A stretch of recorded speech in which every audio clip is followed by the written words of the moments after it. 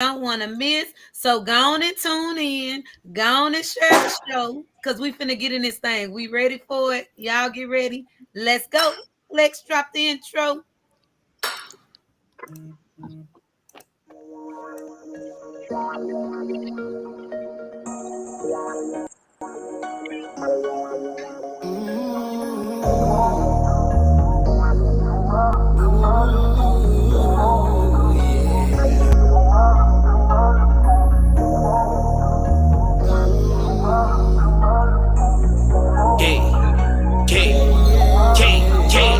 They the Roy's new podcast, who want the smoke? Coming raw and uncut like who want this dope? Whatever you want, they for sure to cover the topic. From racial issues to fashion flies to cockpit.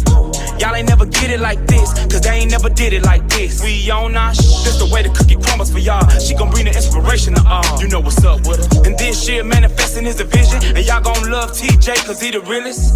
From the heart of a mob, they the start of it all. You looking for a holler and holler at your rod. The professor, nothing lesson, coming at you with the lessons. Get your edge if you knowin' what's good for you. They educated, but they still keep it hood for you. Won't need another, this one here really do it for you. Baby, the flow is yours. Yeah, baby, I'm in love with you. Baby, come down to the flow is yours. Let me show you how the flow is yours. The flow is yours.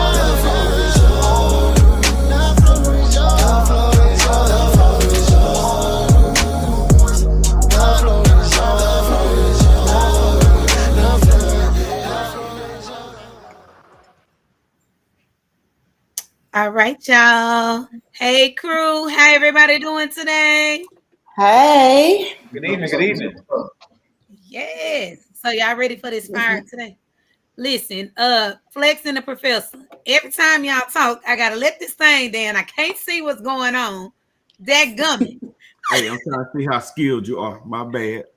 Goodness gracious. All right, y'all. So as always, we want you to like the page, follow the page. Don't just do one. You got to do both of them. Like and follow, because I don't know which one is the good one. So make sure you just do both of them. Then boom, we done covered all bases.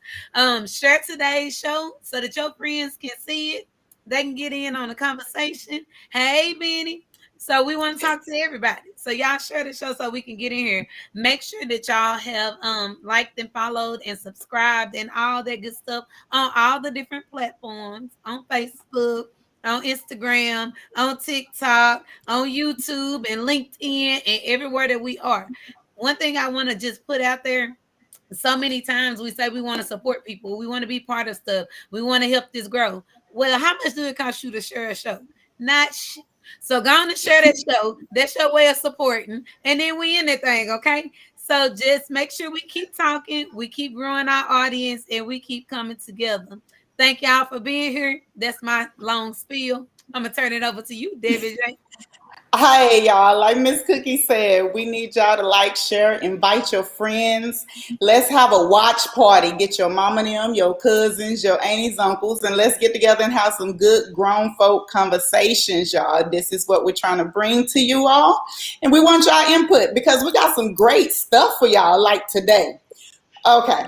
I have an issue with today's topic. So today we have another great show for you. And the topic is, I can afford to be fruitful and multiply. Can you? I hope that that's going to ruffle some feathers right there, because some people seem like it's always another people's business when it comes to how many kids they have. But my question is there such thing as too many kids? Is there such thing as having too many kids, but then you turn around and always asking for money? So is that too many kids for you all? I mean, then can you actually give each child the attention and love that child needs? Is that too many kids? Can you give them that quality time? So these are some of the questions we want to put out to y'all. So make sure y'all in the comments and y'all are responding to our questions. And let's get into it. So Miss Cookie, you have some feedback on this? I'm gonna let you start it. Well, just put me in the hot spot. So I guess, and my input is kind of coming from the part of a mom as well as the part of a social worker. because I've worked with people that I do feel like got too many kids for what they can manage. But I don't feel like I can put a stipulation on somebody else's household as to how many kids they can have.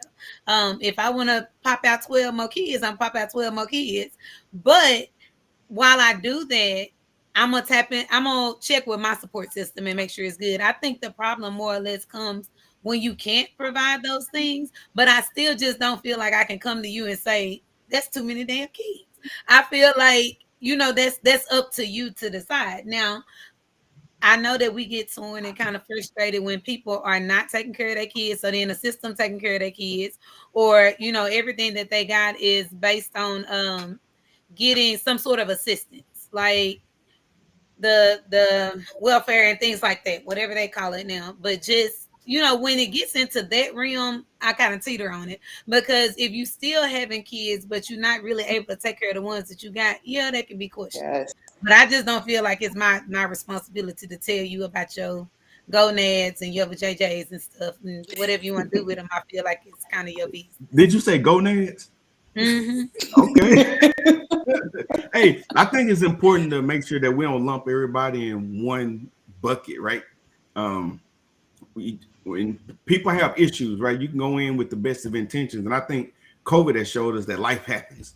You can have the most degrees, the highest paying job, and man, COVID put a lot of well-prepared people out of work. So I think it's just important to put that out there, that not everyone that's having challenges are out there being careless and reckless with their reproductive rights. And see, the other side of that though is I think it kind of gets to where with COVID, it was something that nobody could control. Nobody foresaw or any of that. But if you're already in a situation and then you're like, oh, let me go have some more kids, that's kind of the point where I was coming from. If you already in that place and not able to do for the ones that you have. No doubt. And that's what I see at work a lot. It's people that already ain't taking care of the ones that they got, and then they have some more. Yeah. But then too, when you constantly, like you said, we cannot foresee things when they happen.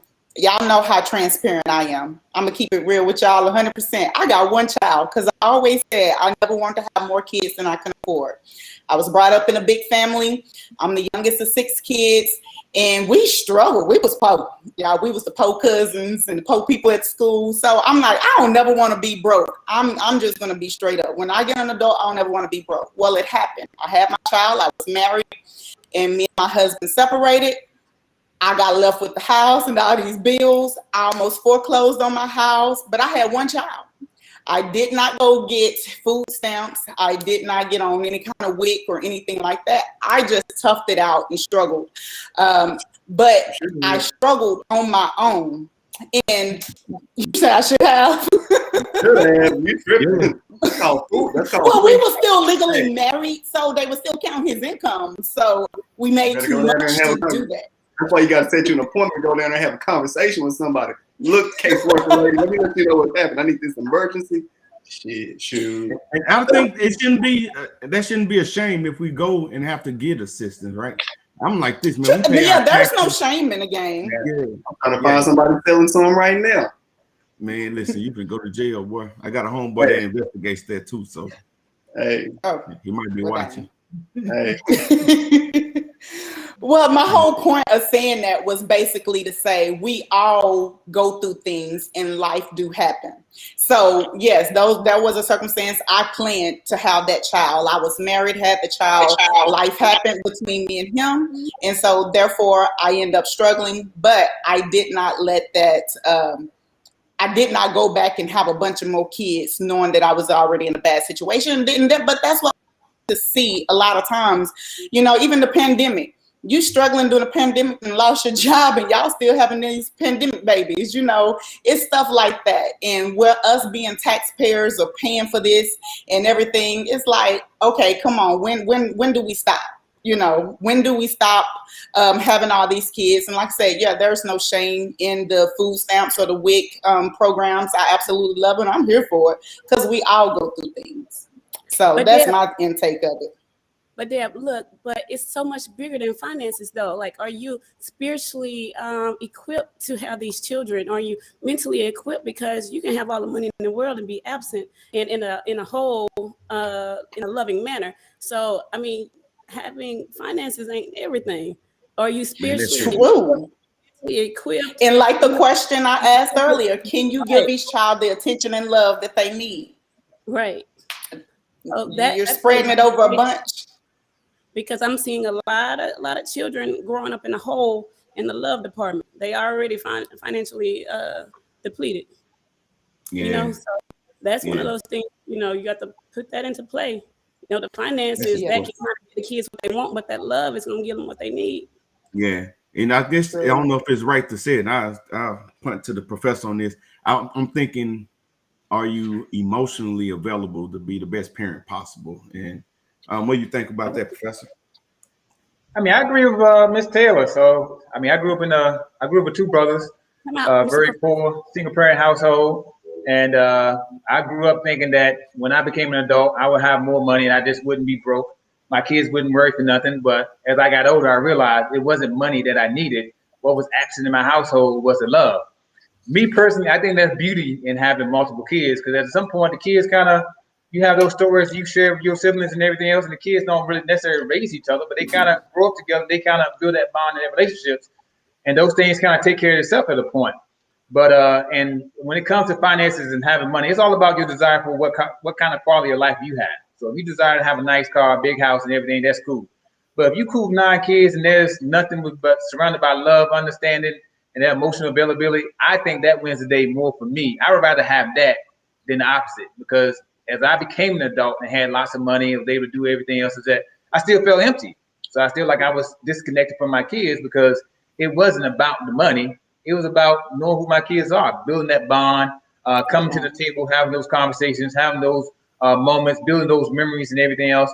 And I think we neglect those things more than, I think we put more emphasis on having material possessions than we do building that emotional connection, that bond, and building that environment of love. No question. You gonna say something, Trinkle T? Well, I wanted to make sure you understand, Mr. Professor, that my name is Trinkle T, not Mrs. Taylor. Hey James, Just we like got quite a few comments on there, and I know James, you're gonna address one. I want to punt and let you get this one right here, if you don't mind, man. Let me read real quick. Also, I think the conversation of sex being a safe place when going through a struggle of any kind. Babies have been born from trouble, hence pandemic babies. Yeah. I've heard that that pandemic babies, when people struggling, and it's kind of the offset of that, to deal with your troubles or trials, and it's nothing new. It's through sex. I mean, the need or the desire to still have sex goes on. So, they call them pandemic babies. Yeah, I mean, but let's be responsible. Well, I mean, that's easier said than done. I think a lot of times, a lot of people have ended up having kids because it wasn't nothing else to do. Especially like if you're in a small, sometimes when you're in a small town, there ain't a lot of places to go, a lot of people to see, a lot of things to do. The only thing there is to do is that one thing. Let's have kids be bored. So, because I know a lot of people who went to like smaller schools that are like kind of off in the country somewhere. You know what I'm saying? So it's like you're not like close to a big city. And, like they down in East Texas going to school. It ain't like nothing around for miles and miles and miles and miles. And then it's like, they down in school, and then, it's going down because that's the only thing to do, because it ain't like you can just go hop, skip, and a jump to all the different things we have here. But not like it's not going on in the big city either. So I don't want to put it out there like that. Yes, because don't just jump on East Texas like that. Thank you. I'm from Carthage, Texas, okay? Population of I went to... I stayed there one time, and it was the most terrible experience of my life. And I was like, I ain't never going back to this school. I mean, like the dorms. I'm getting off. Okay, let's get back to this. Hey, so here, Jamel said there are rich kids having kids, and I'm not talking about the age.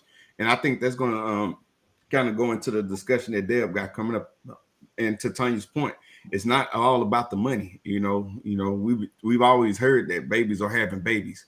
But to his point, hey, it's just a lot of people that got all the money and all the freedom and all kind of other resources, but again, emotionally, they're not checked in to be able to be the best parents possible. So, But also, we have to think about, like, because we've been talking about money a lot, but sometimes it's about how you make your money. Because some people are constantly chasing, quote unquote, chasing the bag, but some people, they have so much money that they're comfortable with it, and it affords them the opportunity to have more free time because they have so much money, they're not going out and doing this and doing that or whatever the case may be because they don't have to constantly work like other people do. So there are some, like for example, Lil Wayne. Lil Wayne, he's a rich dude, and he's been rich since he was a little kid. He had a kid when he was a teenager. He got married when he's young and had a whole bunch of other kids. And it was like, it's not like he had this constant need to go try to make money because, he already had it. So I think like that has to play when we're talking about money. I think one of the most important things that we have to factor in is how are people going about getting the money and how are they living their day-to-day lives because of the access to money or the need for money. Yeah, it's a good point, man. Good point. Appreciate you bringing those up. Professor Jamel said men bury themselves in work because they identify with their jobs as part of their identity. You agree with that? And then the second part, women lose themselves in becoming moms. There is much deeper conversation to be had on why these babies are being born. And I want Miss Cookie to address that if she would. So men bury themselves in work. I don't necessarily agree with that. I think it's society as a whole. I mean, I think traditions have changed, and there's just as many women that bury themselves in work as there are men.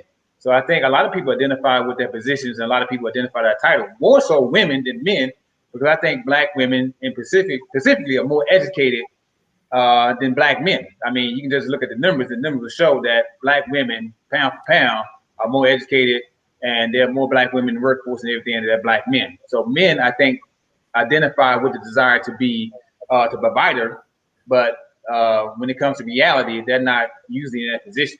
But I think all men want to provide, be the breadwinner, and everything else is that, whatever the case may be. But when you look at the dating population, a lot of women struggle because men are not up to par as far as education or even financial. And then just to piggyback off what he just said, we also, when we're focusing on black people, like which is what you were just doing, we also have to factor into consideration that there are a majority of black women that are leading households, and they are the only single source of income. So we can't say that men are just burying themselves in work and that like they're not there, they don't have their presence there because they're providing financially. When there's so many households that don't have a man in the household at all, and the women are playing both roles, and they do have to do everything, especially when it comes to the money and the finances. Yeah, and I agree, and I'll just add on that I do get his point, and especially I don't know if you want to use social class as a way to bring more understanding to what he's saying, but there are some people that look at it's all about the money, and if you're not bringing in money, then you're not a man. And then there is a part of the population, as far as women are concerned, that feel that same way too. Their value or their worth is based off of what they can get stuff, materialistically. So I kind of agree with Jamel, and that's not to say that you guys are wrong, but I do see there's a part of the population that fits that part. So. Well, when he was saying that the men bury themselves into their identity and that's the work and stuff, like I said, the women do that too. Me personally, I have personally done that. And my child had to come and tell me, you don't spend time with me. I'm like, Diamond, I'm with you every day, but you always on your phone or on your computer. And so I had to be conscious of every time I'm actually spending quality time with her to put my phone down and not get on my computer or my iPad. So I think that's kind of where he was hinting that for as part of the identity part, because when you're having kids, we burn ourselves in our work, and that we're trying to provide so much for our kids and give them what we didn't have, that we're still missing that quality time with them because we're so in tune with giving them stuff and providing for them that we're not actually providing that love and attention that they're craving. Yeah, and then see, I think that lends to the second part of this with women losing themselves and becoming moms. I think that we've been conditioned to kind of believe that once you become a mom, that's what your whole world's supposed to revolve around. Like a lot of people, you ask them who they are, the first thing they want to tell you is I'm a mom, or, it's just, we feel like that's what we should talk about. But being a mom is more than just birthing a child. So I don't feel like just because you push the child out, now you all of a sudden a mom. A mom has so much more meaning and I mean depth to it than just pushing the kid out. But we lose ourselves in being a lot of stuff, not just a mom. But it's like we try Miss Head Wrap. Okay. We lose ourselves in trying to be everything. We lose ourselves in trying to be a mom, trying to be a girlfriend, trying to be a wife, trying to be a good worker, trying to be a business owner. So it's like you pulled in so many different directions that you're just trying to fill that role for right then. We all want to be great moms, I hope. Most moms want to be a great mom, but it's not that we just necessarily lose ourselves in that. It's just that you're trying to take care of that and take care of this and take care of everything else that's going on all at one time. So I don't think we're losing ourselves. We're just trying to live up to the title that we're supposed to have, or that picture perfect mom on TV that they told us we supposed to be. Yeah. I'm confused by this question because I mean, he said lose yourself in being a mom. I mean, any man that has a child with a woman, hopefully, being a good mom is a great thing. So I would want my woman to lose herself in being a mom, because if not, then I'll be complaining. I'd rather complain about being too much mom than being a bad mom. It's like being a good dad versus a bad dad. So it's like you got to pick your poison. So I would pick the poison and say, hey, I want a mom, a woman that loses herself being a mom. So if you're asking about a woman is being too much of a mom, too attached to their children, which I think is good, are you saying that these single women who don't have kids want to have children? So they're losing themselves in the desire to have children. So I don't know which angle he's coming from. And he said, "No, Mr. Cap." Hey, I think what he's saying on that key word is lose. Like when you lose yourself, you know, and that's a negative context, right?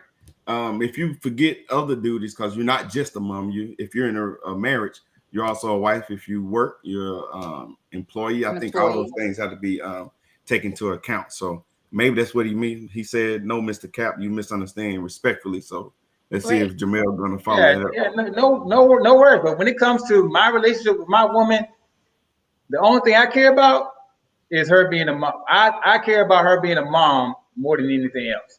So this is okay. I got you. But it don't mean other stuff is not important. But you want her to be a great mom. But I'm concerned about what happens in our household. Okay. Okay. Tranquil T, you had something you was about to say? I just hear, of course, I'm not a mom yet, but it just seems as if, when you say lose yourself, you lose yourself in the management of your roles. It's not necessarily particularly like mom, because you're trying to keep up and do your best in every particular role. But time, you only got 24 hours in a day for each role. You're working 8 hours. You being a parent, you being a spouse, you being a whatever. And so you start to lose like bits of your I'm not gonna say value, like you lose your energy to give. And is that the fact that we lose ourselves in the management? So when going back to the question, I can be fruitful to multiply. Do I have the resources to allocate in the areas where I can't give myself the best to be a parent? And that's what I'm like, the management of you use the word value, and I think that's the right word to use, because if you lose yourself, you can become less valuable in other arenas. So I think that was the right word to use. And again, I don't think it's either or with the the discussion that's happening right now. I just think that, to your point, we just got to be conscious of what all our roles are and that we're diligent. And some days we're not going to be perfect in all of them. So of course we got to extend grace and all that. But at the end of the day, I think we got to make sure that we're paying proper attention. So man, what? Oh man. So we better go to the next part. Okay. All right. Hey, you want to hit that, James? Go ahead. What you got, brother? I know you about to come. I mean, we can move on. Like, I mean, honestly, I think we've been focusing on one aspect. So I think we need to kind of go to the other part when it's like becomes like we're talking about mixed and blended. So I'm gonna knock it over to Deb. Okay. Well, I saw this clip of Nick Cannon, y'all, and it caught me completely off guard. So, he has all these multiple shows. He do all these things, right? And he has all these kids. Well, he just got a talk show. And, before you go out, when you first come out onto the talk show, they always, before they go to their desk, they come stand in the middle and tell a joke or two before they go sit behind their desk and invite their first guest. Well, he told this joke, y'all. He said he loved his kids so much that he gave each one their own mom. So Really? Yeah, really. I'm finna tell it. I want you to roll the clip. Roll the clip. Because y'all got to see this. And I'm going to give my feedback afterwards.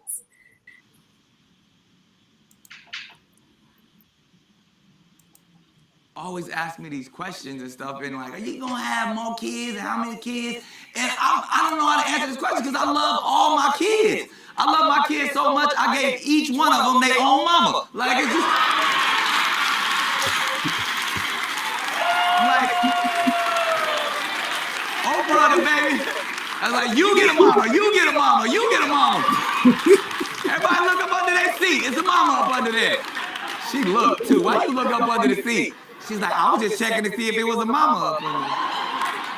But I really don't know how to answer that question. So this interview, and this really happened in therapy when I talked to my therapist about it. It was like, well, maybe you should think about, abstinence. I was like, what's that? Abstinence? I'm here. I'm present.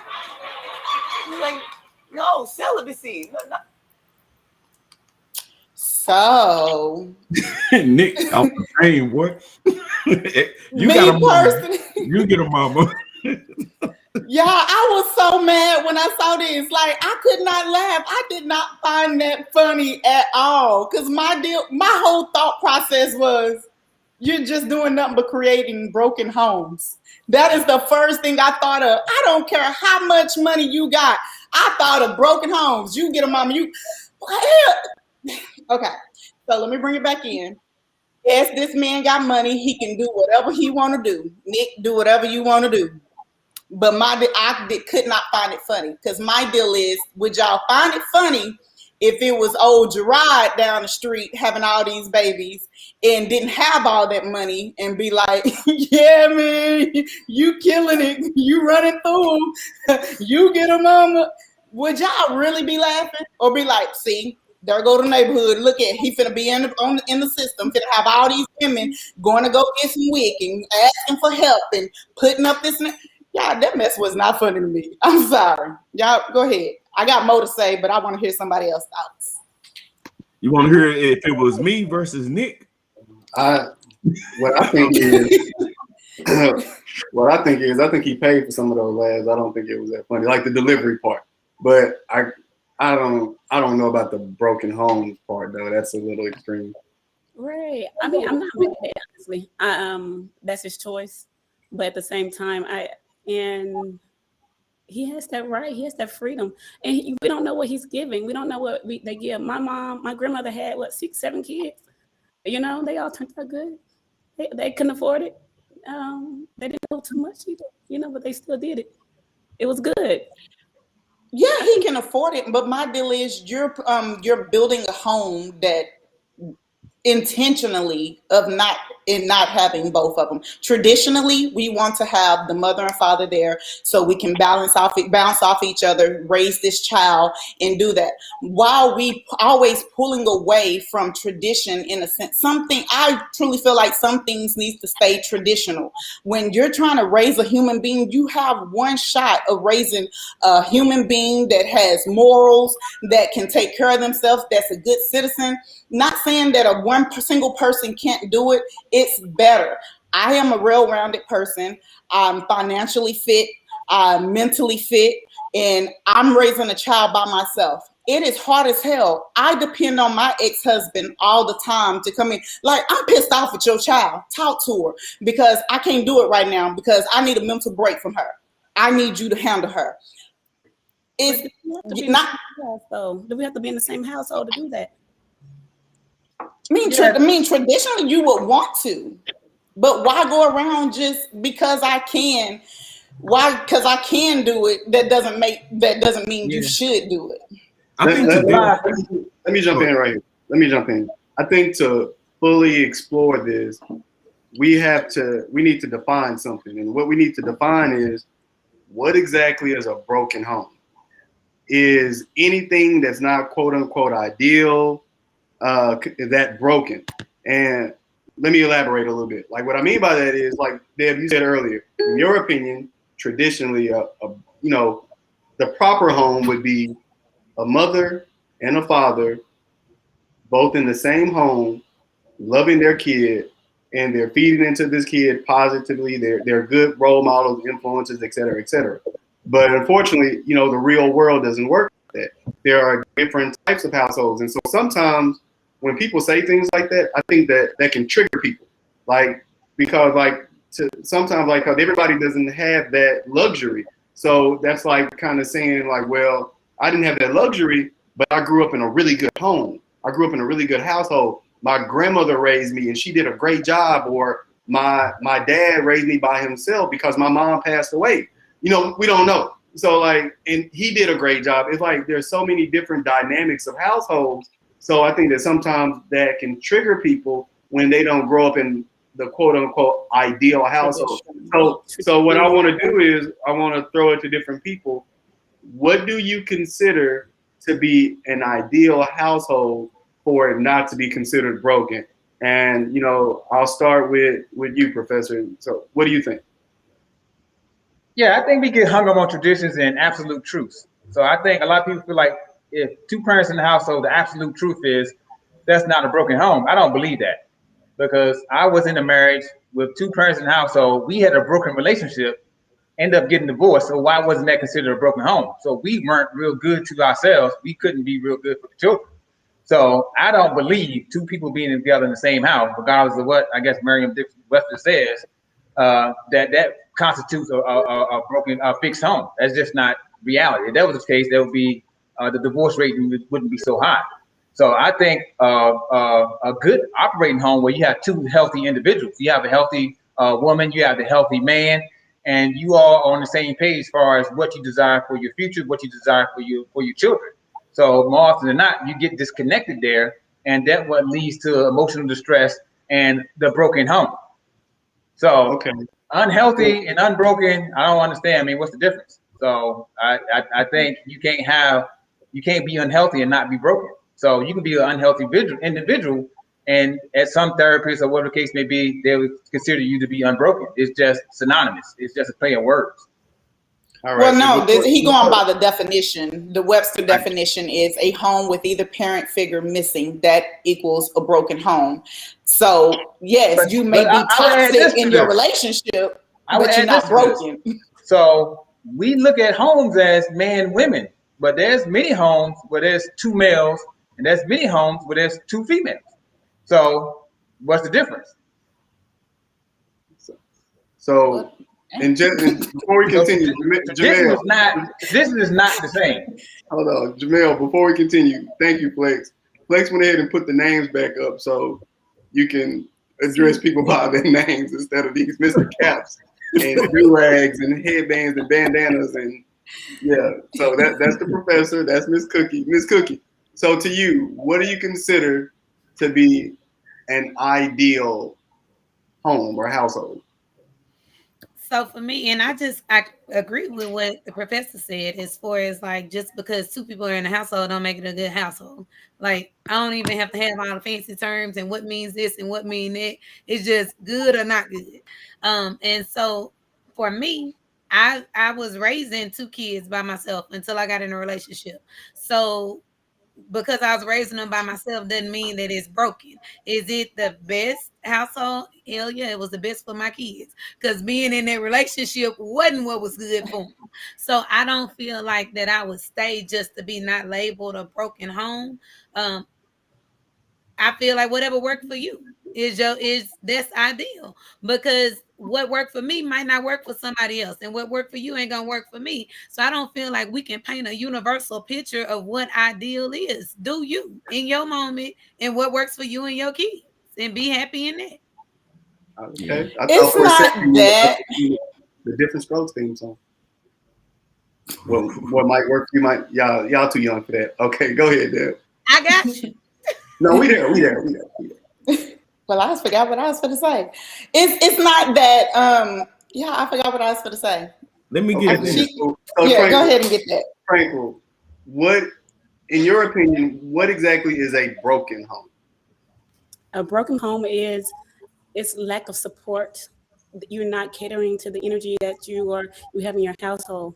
You're not catering to the not producing healthy relationships. A broken home to me it's abandonment. It's a spirit of abandonment. It's a spirit of lack. It's a spirit of unfulfilling spiritual growth, educational growth, opportunities, and even if they don't have, you teach and educate, and that loving atmosphere. In spite of our situations, we still can love, we still can hug, I can still coddle you, I can still support you. So that's broken to me when you don't have that. I got you. So Deb, listen to what she just said. She gave a full explanation about what she considers to be a broken home, right? Mm-hmm. But in her entire definition, she didn't reference anything pertaining to the dynamic of a household. So, and what you were mentioning earlier about the textbook definition, it would seem like it focused on the dynamic. So, do you agree with what she just said, or do you disagree based off the textbook definition that you looked up? I agree with the ideal. Like we said, what is your ideal? The ideal, okay, no one wants to go in and say, I'm going to have these kids, or I want this man to come impregnate me and not be there, or I'm going to go impregnate this girl and not be there. That is not the ideal. Some people do have them thoughts like, we finna just do what we do, and it is.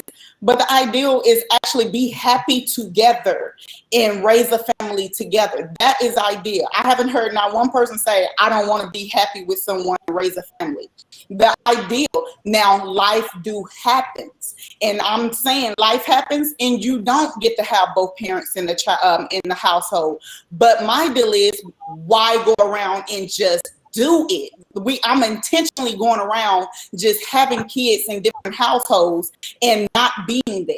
That's the difference. You're automatically choosing that route. Yes, this man can do whatever he wants to do. He has the money, he has the package to do it, and the seeds spurt out. He can do that. But my deal is, no one wants to come in and say, well, when I grow up, I want to be a single mama and struggle. Or I want to be a single mama and do it all by myself. I want to be a single mom, or I want to be divorced and raise this child on my own and have hard times and not have nobody to bounce off of. The ideal is to be together with someone when you have it. But life do happens. I get that. That's all I'm saying. Don't intentionally go out spreading your seeds just because you can do it. Okay. Flex, when it comes to a broken home, does family dynamic play a role in what constitutes a broken home or what doesn't constitute a broken home? Oh man, I had this great lead in, man. He even asked me a different question. But you remember this song right here? Pretend like I didn't. Papa was a rolling stone. Y'all remember that? That's me. Now, wherever he let his head was his home. And when he died. Yeah. So I think to Dale's point, the context of the question was based off of Nick Cannon specifically. So again, there is a lot of dynamics that could dictate how a relationship is. If Nick Cannon out here talking about, hey, you have a mama, and he just using this loose lifestyle that made his counselor suggest that he practice abstinence until he's able to provide something that was missing. And that's why I think the context of the question is. So I do agree with Deb, but that doesn't take away from what everyone else is saying. Like, hey, traditionally they may not work. I know you look at what's your boy Madea, Tyler Perry. I think he wanted one of those relationships, right, where he didn't want to be married. He just wanted to have a child. Now, I think, you got to consider all the other things that mean. To their point, what is that going to, how's that going to make that child feel when he's growing up and his mom is not there? I don't know. It may not be an issue, may or may not be an issue, but I think that there is a lot to be said or desired to a two-parent household. That's just my opinion only. I don't think there's no universal right. So if he's intentionally, these women are participating in it. I mean, it is what it is. He has the freedom to do what he wants to do. And there is no absolute that these kids going to grow up to be these menacing people or whatever the case may be. I mean, you never know, because it takes a community to raise a child. My track coach played a big part in my life. My grandparents played a big part of my life. My teachers played a big part in my life. My aunts, uncles, and there were so many other people in the village that played a big part in my life outside of my actual father. So is Nick Cannon doing a bad thing? I'm not gonna say it's a bad thing. I'm gonna say I give Nick Cannon the freedom to do his thing. So if that's his thing, that's his thing. Poor kids. You know, Professor, I agree with you. I really agree with you. I'm shocked. I'm shocked. Okay. Let me put it like this. Okay, I'm y'all know I'm transparent. My daughter, when her dad, when we was living in Tyler, her dad lives in Tyler. When we was living there before we moved up to Dallas, he did not see her just every other weekend. He saw her throughout the day. He'd get off work, come by the house, spend some time with her, then leave. So he was literally seeing her, let's say, about at least 4 to 5 times a week. She absolutely love and adore her dad, but he was not there in the household. This is how it affected her. When we had separated, we broke up and we went our separate ways and divorced. And I finally introduced her to my first male boyfriend. And this is what the first thing she said to me after he had left. I said, Diamond, so what did you think about him? She's like, he cute, mama. I'm like, I know, your mama got style. But then the next thing out her mouth hurt me, y'all. The next thing out her mouth was, when can he move in with us? This is your first time meeting this guy. The first day meeting this guy, and you said, when can he move in with us? Kids want their parents. Well, I can't say all of them. A lot of them would want both of their parents in a loving, good, healthy relationship in home. But when you're intentionally going out and just not being there, and you having a bad day, let me fly down and see you for an hour or two because I got to get back to work. Or I got the money, I can jump on a plane any day I want to, or come see you anytime. It's nothing like actually being there. And since I messed up and I chose, me and my ex are great co-parents and we have a great relationship now. We just didn't work together. But I understand her as a child. She really wants a man in the house. And I just add real quick that I get your point. And again, that doesn't take away from what everybody else is saying. I think what happens is we learn to compensate for what's not the norm. And I think we all could probably agree that it's probably normal. I don't know if that's the right word to use for the male and female to raise the child, because who's going to be mostly responsible for that child well-being, their raising them, their safety, all the things of that nature. Now, does that mean that they can't have a great life apart from one of the biological parents? Absolutely not. And I think I'm a product of that. My stepdad has been with my mom since I was 4 years old. Great man, and I think a lot of who I am is because of how I was raised by him. So again, that's a whole separate subject. But again, the context of the question was Nick Cannon, and his counselor suggesting that he needs to pump his brakes and practice abstinence instead of giving everybody a mama. That's just my opinion. Yeah, so I agree with Dad. Not gonna understand, but me putting in the context, I mean, there's a daughter. Not saying that if you had a son, the son wouldn't want the father in the household. But in the day, I believe you want the man in the house for your level of security. So It's only natural that your daughter would want the man in the house for her level of security. I think women want a male's presence for that physical security. That's totally understood. And is Nick Cannon robbing his seeds of that? Yes. But is that the totality of the child and what that child will be in the future? No. But I agree, and I do believe women want a level of physical security, and only a man can provide that. Let me do this. What if I said that I think that all the women on the show right now are not godly, respectable women because I can see your faces, I can see your neck, and I can see your hair? How would you guys take that? That's not our culture. No, I just know that conversation ain't for me though. But he can think that, right? So that leads me into this next segue. What about cultural differences? That was the word I was looking for, Tranquility. Cultural differences. Because I'm listening to everybody give their opinion, and everybody's giving their opinion on what should be fact or true because of your own personal beliefs. But who are we to force our beliefs on what's right onto others? And let's break it down. Islamic law allows Muslim men to have multiple wives in today's time in certain countries. And also in most West African countries where most of the slaves came from, polygamy is allowed under law based on certain conditions being met. The main one being the financial capacity to support multiple wives and multiple families. So those are their customs, and that's within their culture. So who are we to say that they're wrong when they've been doing this before we even got here? Man. Oh, thanks for asking me. This is what I think. I think you're right, and you're saying laws, right? But laws is not always what's right. In fact, well, before you go there, these are laws based off their religious beliefs.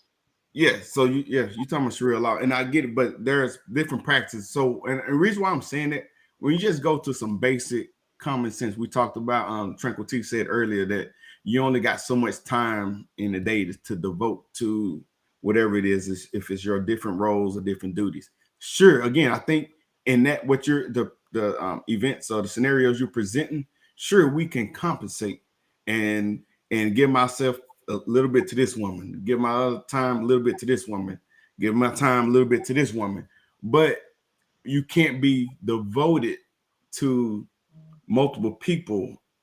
And I'm using the word devoted. I mean that you got me in that arena. It's impossible to do. That old saying that two objects can't occupy the same space at the same time. You know, if I have 2 or 3 different women, somebody's going to be missing out. Now, can they be okay with that? Yes, I think that's compensating, but naturally, that's not. I don't think that's possible to be totally devoted. Again, you're forcing your personal belief. But it's not a personal.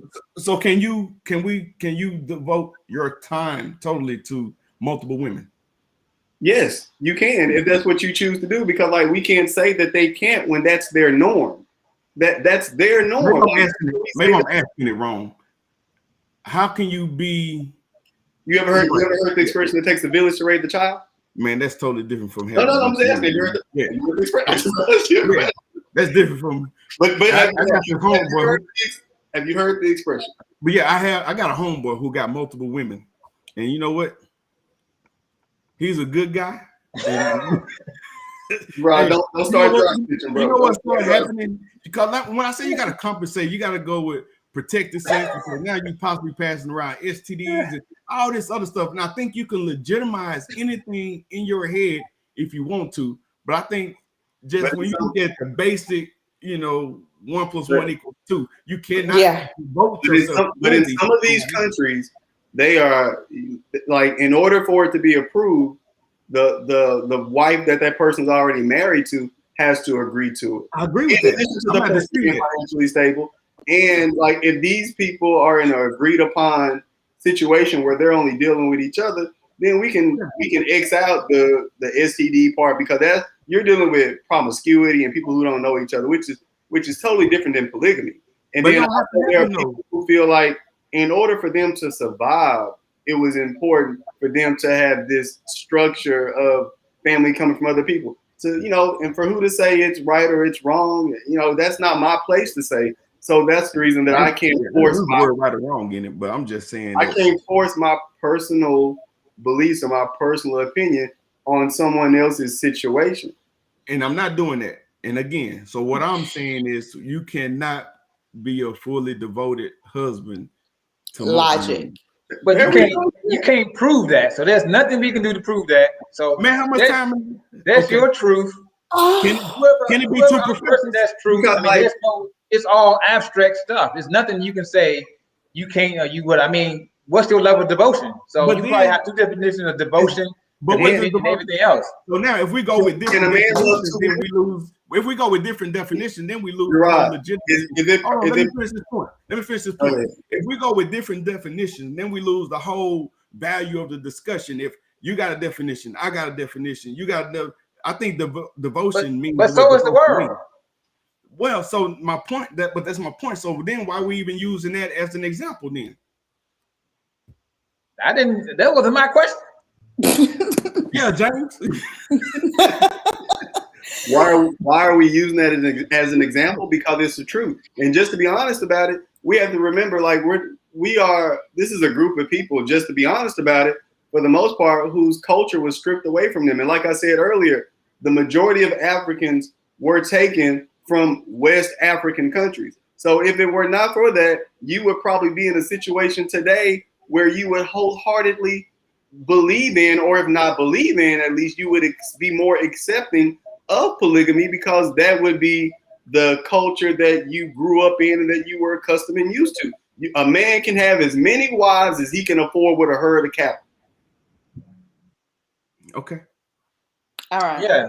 So, we're going to agree to disagree, but we can all agree on Dallas Cowboys won today. I'm just saying. Yes. And I'm right. We got to agree to disagree. Y'all done got fired up and riled up. I'm like, for real. Damn, Lord.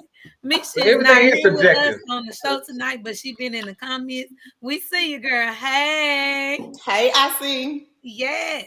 But oh yeah, on the show, she had to get me together like Tranquil TV. I see on the show. But we got a video, so Gerard gonna drop the video for us, and everybody gonna calm down, sip you some tea, a drink of water or something. Just go back to your corners.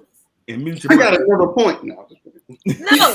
No, this is enough. I'm ready to object to his point now. First of all, do-rag, what do you call you? Head cap? Head wrap. Head wrap. Head wrap. It's fine. Here's the video.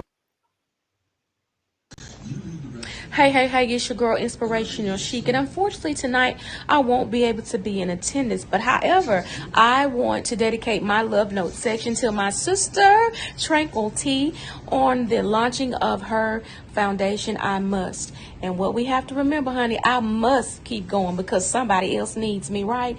Well, Tanya, I am very proud of you, and I want you to keep moving forward because in the times that we are living in, we must keep moving, right? So keep being love, light, and inspiration, and I'm very proud of you. So flowers to you on tonight. I love you all. The floor is yours podcast, and I will see you next Friday on my show to talk about my wonderful day and my experience and my rebirthing on today. Have a good night. Love y'all. Bye. Yes, I must. Yes. Loved it. So thank you, I see from where you are. We thank you. You done loved us there. Everybody's smiling. Except for James. I don't know what's wrong with his face. It just look like that all the time. But James, everybody happy. Three wives. Everybody happy, in a good mood. So thank you for that. So let's take a moment. We're gonna let Tranquil T introduce her organization, I Must. So if you take a moment, and if you want me to show the website now, I'll let you talk about it and then pull the website up. I can talk about it real quick. But first, I want to say thank you, Inspirational Chic, for that plug. I truly appreciate it, girl. You've been nothing but supportive. And the whole The Floor is Yours podcast crew, I appreciate you for making space for me because, it's been a long time. I recently came up with the idea of I Must in 2016. I was going through a phase of my life where I couldn't recognize myself. I felt depleted. I was saving face constantly. It was a lot. The weight of it was on my shoulders. And every day I felt the need to say I must in order to just be present. And it helped me. It helped me be in positions and keep scaling my life upward and gave me hope and inspiration that I can defy the odds and conquer my fears in spite of circumstances and limitations. And so I sought out to brand it in a way that will create a safe space for people to feel hopeful that they can defy the odds as well, conquer their fears despite of limitations, issues, setbacks, obstacles, what have you. If you tell yourself, I must, you become your own cheerleader. You become your own motivator. You realize that I don't need the voices of people to get me to my next place in life. I can speak to my inner man and my inner self, and I can become my own superhero because that superhero with the cape ain't coming. But if you proclaim, I must, it'll definitely get you to the next place. And that's what I feel because it helped me. And I still say it every single day. So I Must is a platform and a safe place for others to feel hopeful. We have avenues I do interviews with people. I want to get your story. I want to hear how you defy odds, how you conquer fears to help motivate someone else. I actually also have motivation apparel. So you can go on and make sure you go on to www.imustdefy.com and purchase your I Must shirt. We coming up with a whole for October. It's Breast Cancer Awareness Month. My mom, she defeated and defied breast cancer, and she is a survivor. So we're coming out with our I Must tees for Breast Cancer Awareness Month. We have other apparel as well. We will be dropping a I Must TV where you get to see these people's stories. You will also have a course coming soon, 21 Days of Affirming I Must. That will be dropping soon. It's not on the website yet, but that's under development. But the foundation is laid, you guys. And I am super excited about the foundation being set. And it's only scaling over from here. So as you can see, this is our website. The logo itself has meaning. It's a broken I and an M. If you put your finger over half the left side of it, you see a person kneeling down. While you going through your life, don't forget to help. Somebody is watching you. You are a testimony to someone else. You are helping someone else. So if you cover that left side, you will see someone kneeling down to give a hand. So even in your brokenness, even in your mistakes, you're still worthy. You still deserving, and you still should love yourself. So I must proclaim I must every day. I must, whatever it is, I must defy the odds. I must evolve. I must know that I am not my past. Whatever your I must statement is, I want to hear it. I want to capture it on our platform, and as well as spark motivation. So that's my spiel. I know it's kind of long, but this is my baby, y'all. Y'all was talking about kids earlier. This is my baby. Yes, we are able to be fruitful and multiply because I have in me hope. I have in me joy despite my circumstances. So yeah, I'm able to spread that love and my joy and my kids out there. I must, it's my child. Y'all can share. Yeah, I'm about to cry for real. Like that was deep. I like that. I'm sorry, girl. That was nice. Ask you, so in a lot of our conversations, you talk about the power of affirmations. Can you talk about how necessary it is for you to affirm positive messages in your life daily? How many times you get someone speaking negative to you and telling you you aren't anything, you aren't deserving, or making you feel some kind of way because of skin color or because of where you grew up? I'm from across the tracks, lived in a 3-bedroom house with 6 kids with roaches. You know what I'm saying? I know what it means to find value in self.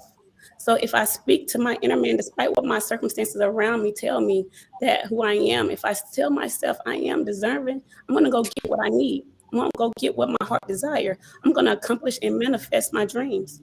And so that's why it's so imperative to speak and affirm your own greatness. Don't get me preaching on here because I'm like, I see, she gets turned up and I feel her energy right now. So hey, whatever. Yeah, you're killing it though. I'm loving it. I think we've all had our struggles and our challenges in life, and I'm sure we all could tell you our own daily affirmations that got us through the challenges. I know myself, man. When you didn't have anybody else, and when I say anybody else, you know that even the Lord is with you and your faith is there. But some days, man, you got to pick yourself up. And the only way that I was able to pick myself up was those affirmations. So, man, we've talked a lot about this, and I've been, man, pushing and hoping and ready to see this thing. From day one, and I thank you for that.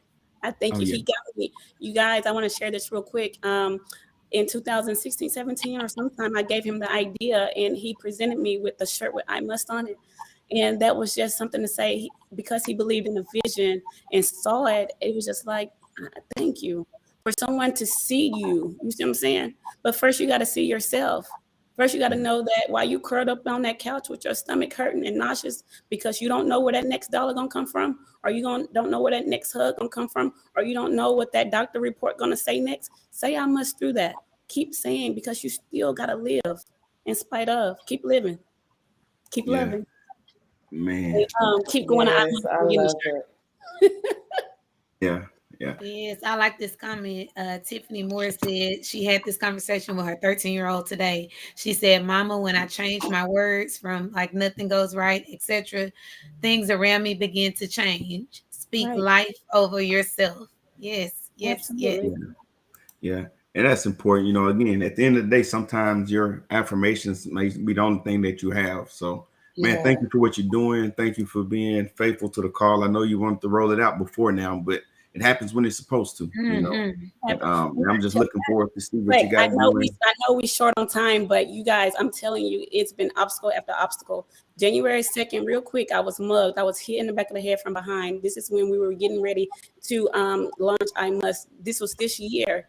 And that right there was the umbrella over my whole year this year. Now I get myself mentally prepared and keep going. But I'm just telling you guys, do it all. And then I lost my voice this week, the week that we were supposed to launch. I couldn't get on live. I couldn't be interactive with the community on social media. But it's all good. We're here. I must do it.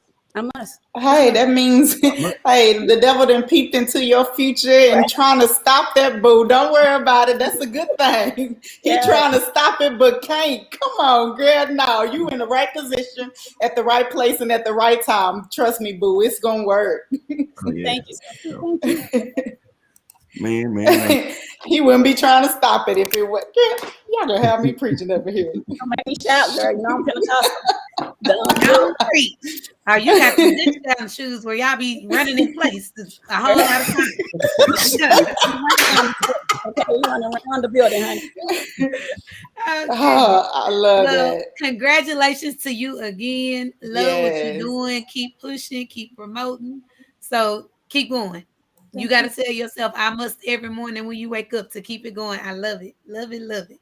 So we're going to wrap up, y'all. It's been a great show. We done talked about some of everything, but that's what we do. Kind of like when you go to a family reunion and the conversation just be rabbit hole and all around. That's what we be doing sometimes. But you get what we're saying. Come on in here with us. All right. So we're going to go through our parting thoughts. This week I feel bad for talking about twerk after Tranquil Tea was so inspirational. But twerk is a chance to tap into your youth, because we have been conditioned to believe that people can't be sexual or talk about sexuality. And I feel like that's why kids get in trouble a lot, because we don't want to talk to them about it, because we've been told don't talk about it. So women got to love themselves. Positive body image is an amazing thing to have. So tap into you, have fun. Resilience Studios is a safe place to do stuff like that. So we had twerk this week. We got twerk coming up again on November 13th. So if you missed it last time, come see me next time. I know we got the Tough Cookie Race coming up. It's for breast cancer awareness, Tranquil Tea. So we're doing that here in Texarkana. Resilience is going to participate in that as well. So I want to invite everybody to come out. We got some shows and whatnot coming up. I got confused on who was announcing what. So I'm just going to turn it over to somebody else and let y'all tell what y'all supposed to be announcing. Well, I'm going to say this. Oh, go ahead. No, you ladies first, please. Thank you, because I'm a lady. Well, no, I'm just playing. Hey, I'm going to do a parting thought in my plug for my business. Let's go ahead and get the business. Hey, it's your homegirl, Debbie J, Deborah Jones, the Diamond of Realty. Hit me up. I'm buying and helping you sell and buy in the DFW and East Texas area. My phone numbers are below. Either number, I keep both of the phones on me at all times, so just hit me up. If you are facing foreclosure, which a lot of people are, just listen. Please do not sit on your pride. Swallow your pride and let me at least help you. Because if you lose your house to foreclosure, you mess up your credit, you lose your house, and you have nothing to start with. But if you let me sell it, like my client that I sold last week, she was just going to let it go back. I saved her $180,000 after all my fees and stuff was paid for. She can go buy her house cash, but she had a lot of pride. She let me talk to her and talked her through it. She got over asking price. So please, if you're facing foreclosure, please let me help you. Let's sell it. Let's not ruin your credit all the way, and let's use the money that I can get you from the sale to help you restart your life and rebuild your credit. So that's my plug for the business part of it. Now, my parting thoughts is going to be this. It's a personal one. I started back in counseling. I've been going every week, speaking to my therapist every Monday at 9 a.m. So if y'all call me Monday, 9 a.m. between 9 and 11, because I don't do a whole hour, I have to do 2 hours because I love to talk and I have issues I'm working out, I won't answer. So just remember take care of yourself. You may always see someone smiling. You may always see someone energetic, but that does not mean that they're not going through things. I go through things all the time, and I deal with it to myself and by myself, and that was the wrong thing, and it started to take a toll on me, but no one around me knew, because I'm going to be the crazy, bubbly Debbie J that y'all all know. But I did have to take the time and start seeing my therapist again, and it has truly helped me. So please, mental health is the number one thing to be the great mom, the great worker, the great entrepreneur, the great brander, whatever you are, whatever your title or role is. The best way to be the best is to have your mental health intact. So go seek help. If you need help, I refer you to my counselor. She is awesome. Black lady, awesome. So I just want to put that plug in there. Take care of yourself and love yourself, like, because no one will love you or take care of you like you will. That's awesome. James, important thoughts? Yeah, I don't have any backup for that, man. Hey, you know, if you think, I don't know, man. Me and James agree. No. Yeah, that was all good. Hey, my parting thoughts are, hey, reach Deborah Jones Realtor, your homegirl, at 972-795-4823 or 903-316-8288. Appreciate the plug. Thank you. And also go to imust.com. Is that the right name of the site? IMustDefy.com, yes. I must defy. I got that word. And just start saying I must every day. Absolutely. And I don't know how to throw in the twerking though, Cookie. But hey, health is well. Throw that ass in a circle. Hey, no, I'm health sorry. is well. So, you know, Yeah, you gotta get your body right. You know, get your mind and your body right. Do it with Cookie. She do it virtual too. Already. All right. Tranquil T. Oh, you know, I gave a good little spiel on I must, and that's my continual sharing with you guys.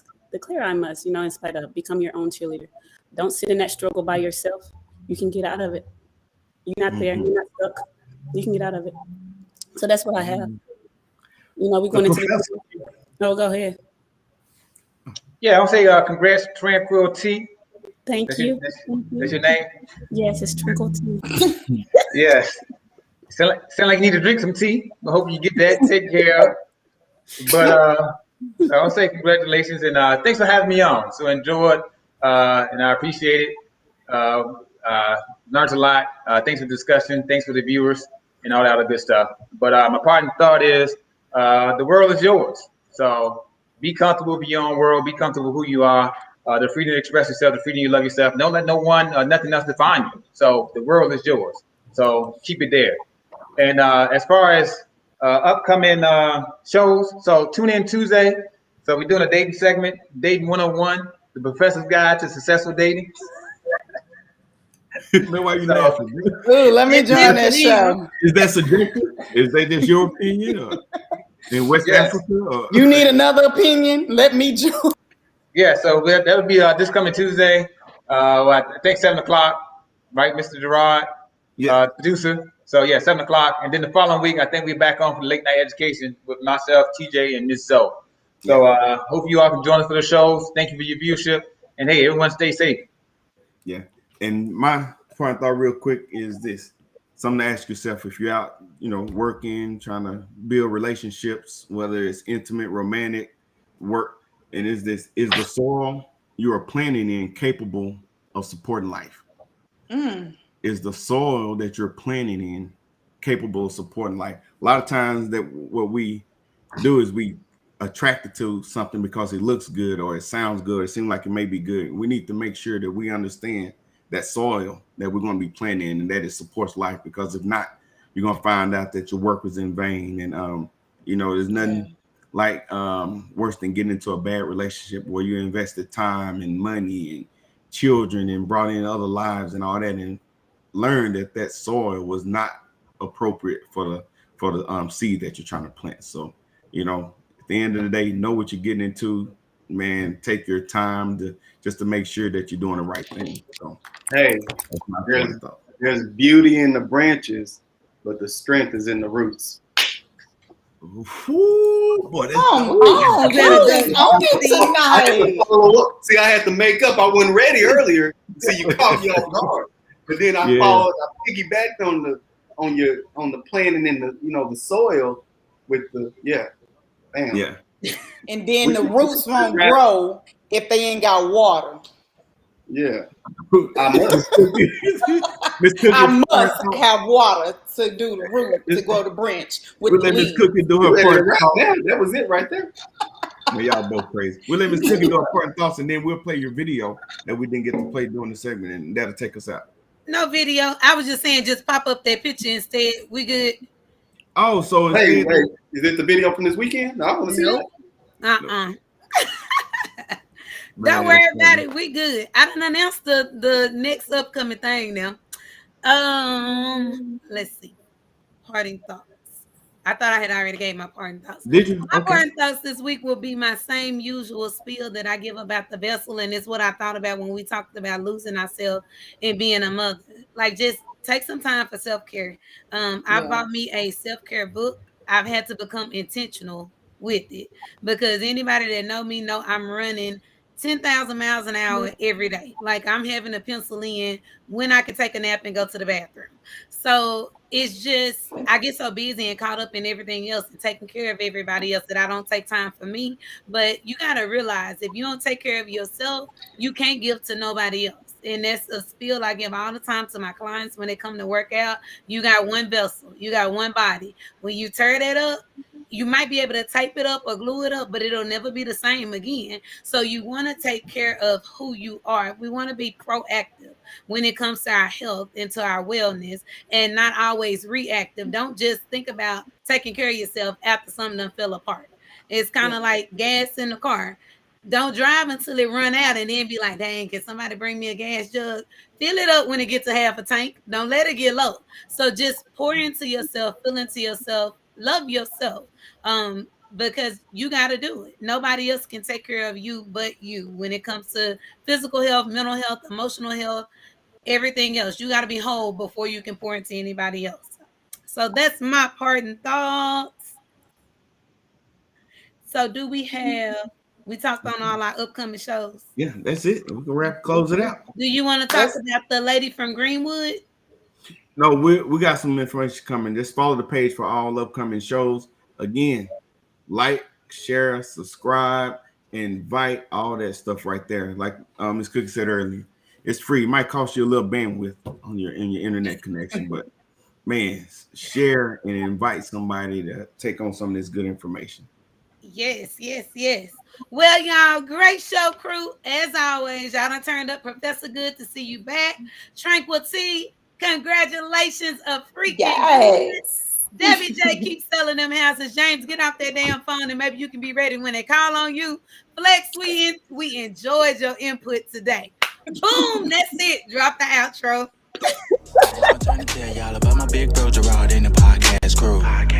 From TJ the realist, Miss Cookie the professor, and you can't forget about the inspiration shit. They talk about it all, got advice for us all. You'll never know how deep the talks will go.